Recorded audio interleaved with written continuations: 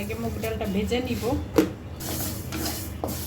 এটা ভালো করে একটু ভেজে নিব, এক এক করে মাথাটা একটু ভেজে নিব, যে একটা মাছের গন্ধটা চলে যাবে। সয়াবিন তেল দিয়ে দিব, কিছুটা পেঁয়াজ দিয়ে দিব, 2 চামচ নিয়েছি কারণ একটা আমার মাথা ডালের সংখ্যা বেশি। 1 চামচ রসুন বাটা আর 1 চামচ পেঁয়াজ। সামান্য একটু পানি দিব, না হলে ছিটকাইতে থাকে।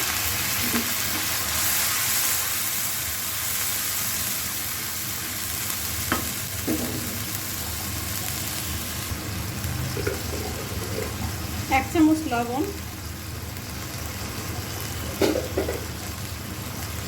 1 চামচ হলুদ গুঁড়া, ভালো করে নাড়াবো,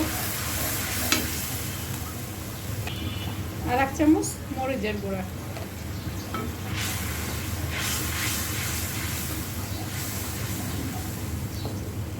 কিছুক্ষণ তেল বের হওয়া পর্যন্ত ওয়েট করতে হবে। কিছুটা জিরা গুঁড়া দিয়ে দেব,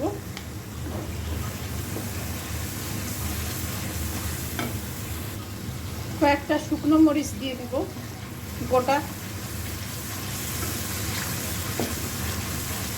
এইটা ঝাল হওয়ার জন্য না, এটা দেখার সৌন্দর্য, আবার একটু হালকা ঝাল ঝালও হইলেও।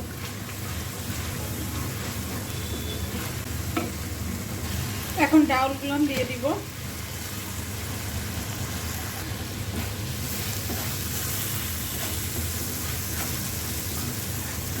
একটু কষাই নিতে হবে।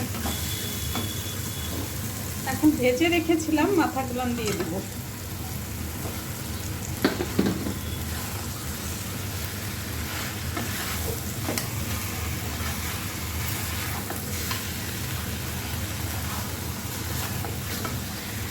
আমার আসলে মাথা একটু বেশি, তো এই জন্য মাছের মাথা বেশি কাটে।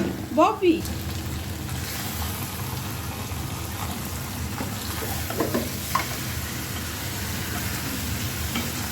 মশলাটা যাতে ভালোভাবে ঢুকে যায় একটু কষাই নিচ্ছি। মাথাটা ভেঙে গেলেও সমস্যা নাই, মুড়িঘণ্ট মানেই তো মাথা ভাঙা।